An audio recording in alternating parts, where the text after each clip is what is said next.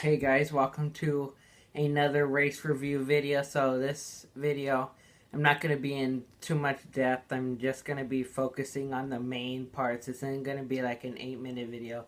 It'll be like 5 at most, so let's get into this. So the first stage was won by Kyle Busch. Wait, no, no. The first stage was won by Brad Keselowski, one of the chasers that were like trying really hard to win this weekend. He seemed like he had the best car in my opinion. And yeah, after that he would go on and win stage 2. Nothing really happened. But later, I forgot if it was stage 2 or late stage 2 or early stage 3, but Kyle Larson seemed to have like just get loose under I think it was Cody Ware in the 51. I think that's who we got loose under, but he ended up spinning out and just wrecking out of that. That if I was a Kyle Larson fan, I would be disappointed. He just seems like he was running in 20th, 21st, like around that range, 20th to 25th, around that range. And he just seemed like I want to get the season over with, and which I would do too. I would feel that exact same way if I was in his position. But you have to finish races. You know, you can't just give up just because you're not in the chase or playoffs or whatever.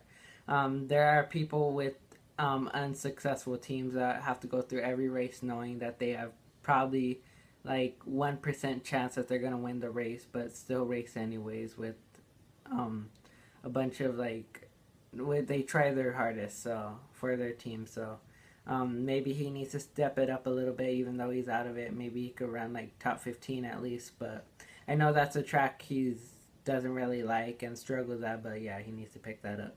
So at the end of stage 3, I think I forgot who spun out, but they spun out later in the race which it kind of caught Chase Elliott in a good time, because while they were battling with maybe like 60 to go, Chase Elliott, Brad Keselowski, and Kyle Busch were all running top 3 going through lap traffic, and we were thinking, oh, this is going to be a Bristol again, because Brad Keselowski was running right up to Chase's bumper at the end of the run. So we were thinking it was going to end up like Kyle Busch is just going to steal the win, but in this case it's going to be Brad Keselowski.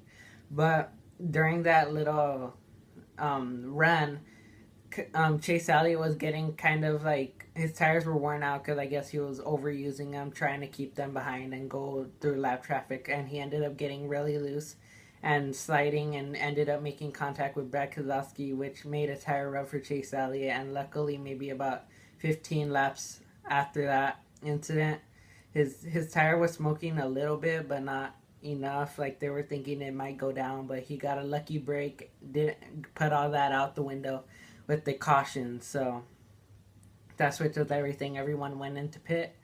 They ended up going again, and there was a caution for Joey Logano. He was running in maybe like third, fourth, around there with Kyle Busch, and he ended up cutting off Kyle Busch and ended up like getting into his left rear, and it ended after like a couple laps he just spun out, avoided a contact with anyone, but it just ended up with 9 laps to go, a late race restart with maybe like 5 laps to go. And this is where everything gets interesting. So Chase Elliott starts on the bottom second against Brad Keselowski on the top, which he started first. So Chase Elliott goes into the first corner, drives it. I'm not sure if he did it on purpose, honestly, but he like overshot the corner and ended up getting into Brad, and Brad just went off out of the groove and lost tons of spots. Chase Elliott ends up taking the lead, and he wasn't clear Denny Hamlin, so he just went around Denny Hamlin, and he ended up getting clear of him the next lap with about almost 2 laps to go. And then coming into turn 3, Denny Hamlin just drives right into Chase Elliott and just spins him out, which created the biggest controversy of the whole race. This was the biggest moment. Chase Elliott was so close to getting his first career win once again, And yeah, everyone just said Danny Hamlin just dumped him, which I agree with, but I don't think. I think he was just too in the moment. He wasn't really thinking about respect. He was just too into the moment, just trying to get to Martinsville as fat or as hard as he could. He was putting everything on the line just to get in Martinsville, not really thinking about the consequences of that, in my opinion. So he ends up spinning out Chase Elliott, costing him his first career win and a spot into the championship four at Miami, which kind of sucked. Chase Elliott and him had some controversy. There will be a card right here. I posted, or in this site, I'm not sure. I think it's this site. I posted a video of the whole clip. You guys can watch that. But yeah, I'm kind of bummed that Chase Elliott didn't get his first win, and that caused Chase Elliott to get in a big hole, like a 20 around 20 to 30 gap until the fourth spot. So he'd probably have to win or have really good consistent finishes, like needing to get like top 2 in every stage and like maybe finishing like top 5 at minimum.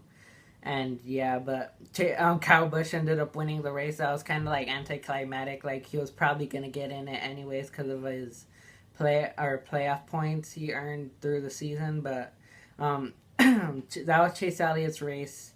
He got it taken away from him once again. But I guess we'll get him at Texas or Phoenix. But I feel like it probably will be at Phoenix because we can't beat the Toyotas as of right now.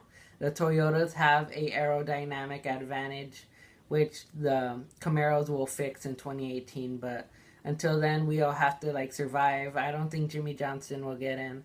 If it's either Chase Elliott or Kevin Harvick at this point, in my opinion. I don't think Hamlin or Blaney will have a good enough run or have good enough chances. I feel like it's between Chase Elliott or Kevin Harvick to get in. I think Brad will get in. I think he has good enough runs and hopefully he's consistent. But it's either Chase or Harvick or maybe even both of them if Brad doesn't pick up or it runs like he did at Charlotte, which I don't think will happen. But yeah, that was the whole race.